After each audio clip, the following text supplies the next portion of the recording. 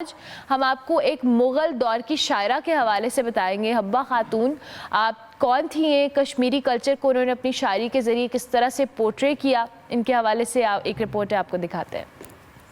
شہنشاہ جلال الدین اکبر کے دور کی شاعرہ حبہ خاتون، جن کا اصل نام زون ہے، نے اپنی زندگی میں وہ شہرت حاصل کی جس کا صرف تصور کیا جا سکتا ہے۔ ایک بزرگ شیخ بسوط کے کہنے پر انہوں نے اپنا نام حبہ خاتون رکھا۔ اپنی شادی کی ناکامی کے بعد کشمیر کے بادشاہ یوسف شاہ چک کی زندگی میں شامل ہوئیں۔ مغل بادشاہ جلال الدین اکبر نے حکومت مضبوط کرنے کے لیے کشمیر پر حملے کے بجائے بادشاہ یوسف چک کو ایک منصوبے کے تحت قید کر لیا۔ گرفتاری کے کچھ عرصے بعد یوسف شاہ چک کو رہائی تو مل گئی، مگر کشمیر واپس جانے کی اجازت نہ ملی اور اس کا جلا وطنی ہی میں انتقال ہو گیا۔ اس کی جدائی میں حبہ خاتون نے شاہانہ ماحول کو خیر بات کہا اور دریائے جہلم کے کنارے ایک کٹیا میں رہنے لگی، جہاں 20 برس رہنے کے بعد 1609 میں خالق حقیقی سے جا ملی۔ انہیں اپنے حسن اور شاعری کی بنا پر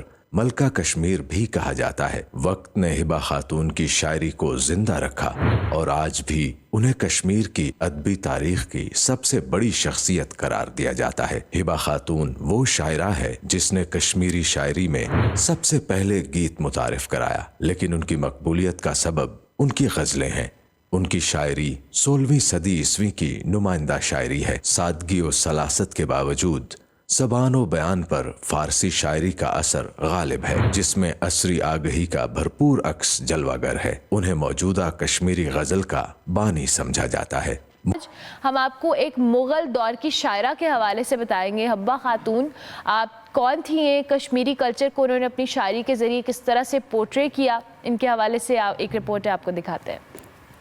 شہنشاہ جلال الدین اکبر کے دور کی شاعرہ حبہ خاتون، جن کا اصل نام زون ہے، نے اپنی زندگی میں وہ شہرت حاصل کی جس کا صرف تصور کیا جا سکتا ہے۔ ایک بزرگ شیخ بسوط کے کہنے پر انہوں نے اپنا نام حبہ خاتون رکھا۔ اپنی شادی کی ناکامی کے بعد کشمیر کے بادشاہ یوسف شاہ چک کی زندگی میں شامل ہوئیں۔ مغل بادشاہ جلال الدین اکبر نے حکومت مضبوط کرنے کے لیے کشمیر پر حملے کے بجائے بادشاہ یوسف چک کو ایک منصوبے کے تحت قید کر لیا۔ گرفتاری کے کچھ عرصے بعد یوسف شاہ چک کو رہائی تو مل گئی، مگر کشمیر واپس جانے کی اجازت نہ ملی اور اس کا جلا وطنی ہی میں انتقال ہو گیا۔ اس کی جدائی میں حبہ خاتون نے شاہانہ ماحول کو خیر بات کہا اور دریائے جہلم کے کنارے ایک کٹیا میں رہنے لگی، جہاں 20 برس رہنے کے بعد 1609 میں خالق حقیقی سے جا ملی۔ انہیں اپنے حسن اور شاعری کی بنا پر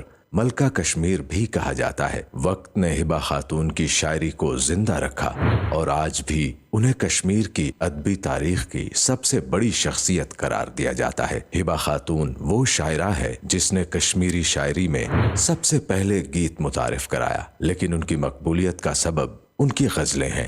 ان کی شاعری 16ویں صدی عیسوی کی نمائندہ شاعری ہے۔ سادگی و سلاست کے باوجود زبان و بیان پر فارسی شاعری کا اثر غالب ہے، جس میں عصری آگہی کا بھرپور عکس جلوہ گر ہے۔ انہیں موجودہ کشمیری غزل کا بانی سمجھا جاتا ہے۔